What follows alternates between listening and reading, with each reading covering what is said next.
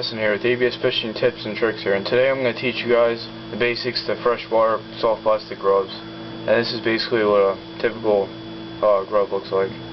Now, these grubs, the main action that attracts fish is mainly the tail.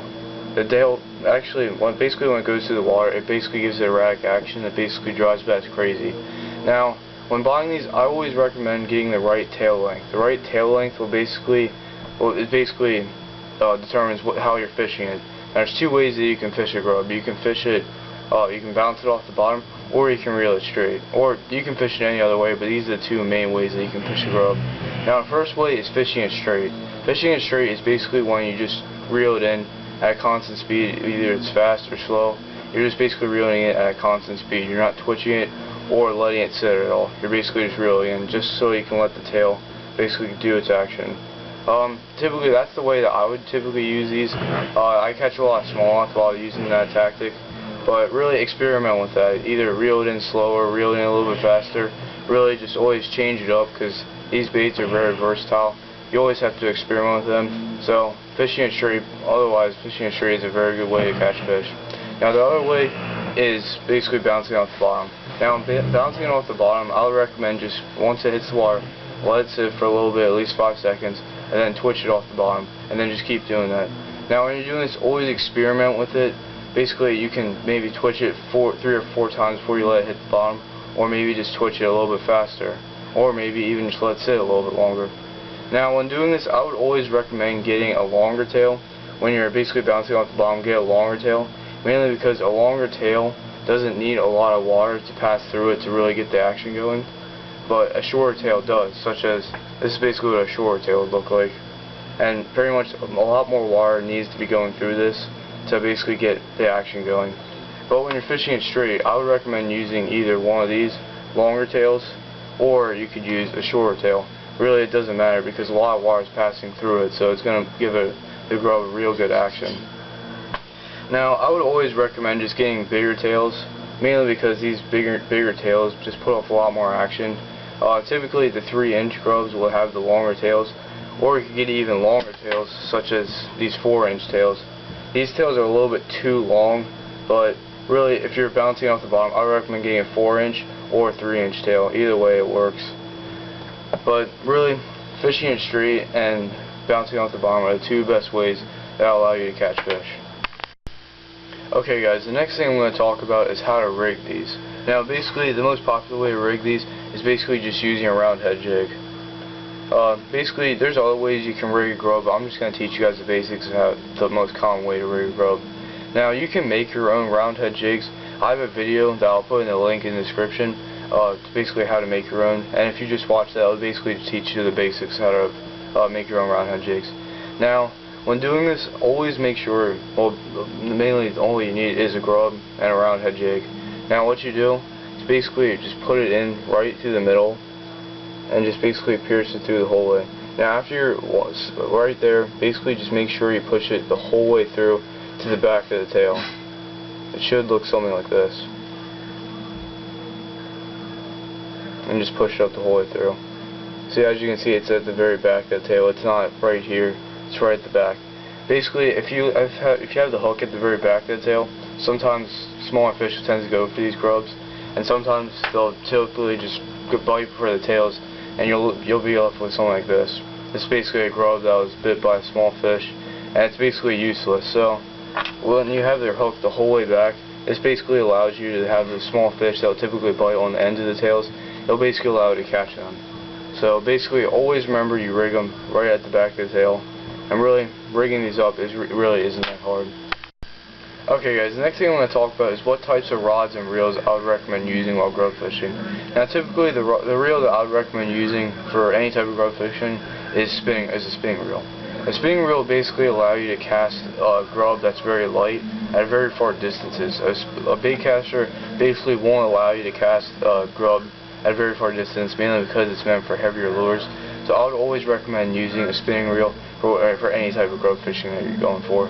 Now if you're going for specific fish like smallmouth or largemouth, the bigger types of fish for grubs, I would recommend using a spinning reel, a spinning rod and reel, and the rod should at least be 6'6" in length or above, with a medium power and a fast action. Mainly that longer rod will basically allow you to feel very light strikes, allow you to get good hook sets, and basically allow you to cast farther distances. Now if you're going for smallmouth and largemouth, I would really recommend using a spinning reel, one that has at least enough that's very powerful that can reel in bigger fish, but it's still very light. Now if you're going for smaller fish such as panfish, bluegills, crappies, I would recommend still using a smaller reel and rod. Basically the rod, I would recommend using a very medium light or light power, fast action, at least 5.5 foot. Basically that will still allow you to get very good casting distances and still allow you to feel light strikes. I would recommend using a very light spinning reel if you're using for panfish while grub fishing, mainly because you don't really need a lot of power to reel in very small fish. Typically the rod that I use, and I go for a smallmouth and largemouth for grubs, I use a 6'6" Shimano with a 2000 Shimano 5:3:1 gear ratio with 3 ball bearings for a spinning reel. I'll show you what my rig that I have. This is basically my rig. I've had this for a while. It's typically really old, but if you're buying certain brands, Shimano is very good. Some of the newer ones are very expensive. You can maybe get some older ones off of eBay. But other than that, Shimano is a very good brand, especially with spinning rods and reels. Now, when for line for either type of fishing, for grub fishing, I would always recommend using, especially if you're going for smallmouth and largemouth, I would recommend using Power Pro braid. Braid basically allows you to feel very light strikes because it doesn't stretch at all, and it's still very strong. Now, in clear water, braid is very noticeable and can scare a lot of fish. So I would always recommend using a fluorocarbon leader at the very end of your grub. Basically, I would recommend using basically however long your rod is, double that, and that'll basically be your how long your fluorocarbon leader would be. So for me, I have a 6'6" rod, so I use a 13 foot fluorocarbon leader.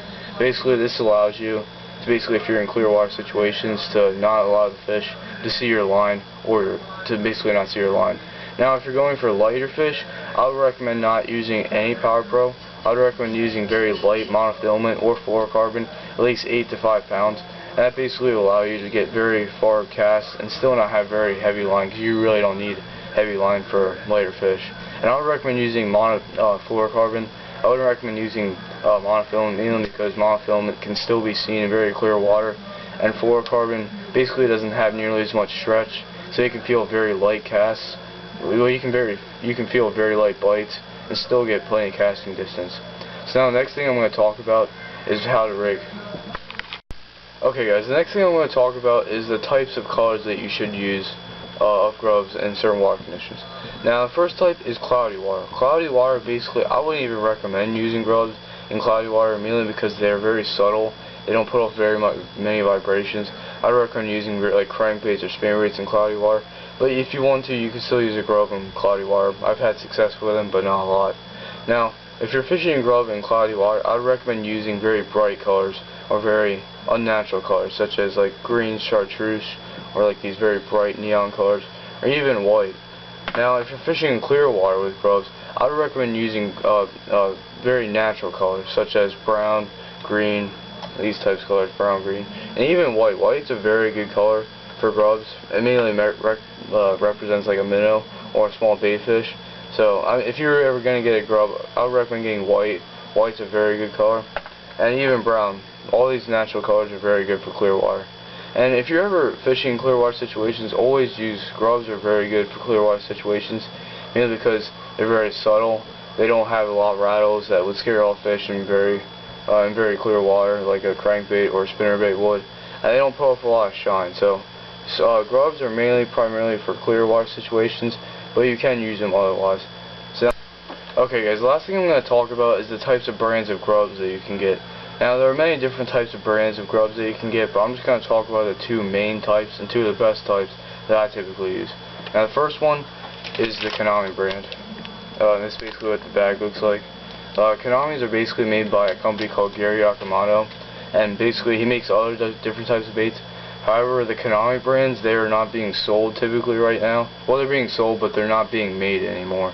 So they're very hard to find. Typically, you can find them off of eBay or any other sites. However, if you try to buy these, they can they'll only be limited to a certain amount of colors, and they might not be they'll be very expensive, such as I could only get white and green.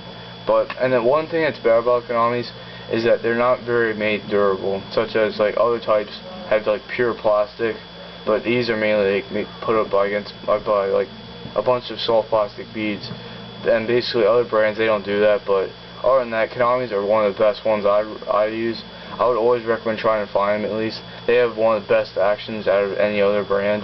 But other than that, Konamis, I would always recommend getting Konamis. Now, next brand is the Bass Pro XPS. I don't have the bag, but this is basically what one looks like. They're very durable. These don't have like the beads that Konamis have, but these are very like pure plastic. They're very cheap too. Konamis typically, they can be very expensive. They can be varying any type of prices. But these Bass Pro XPS or Tournament Series brands are very good. Typically they can be from like $33.49 for 13 of them. Really all depends how many you get and the tail size. But Bass Pro XPS brand would be one of the best brands. You can get any other brand that you want, but those are just the two main brands that I've seen a lot of people get, and they are my favorites. Well, I hope that was very informational for you guys. Please like, subscribe, and I'll see you guys later.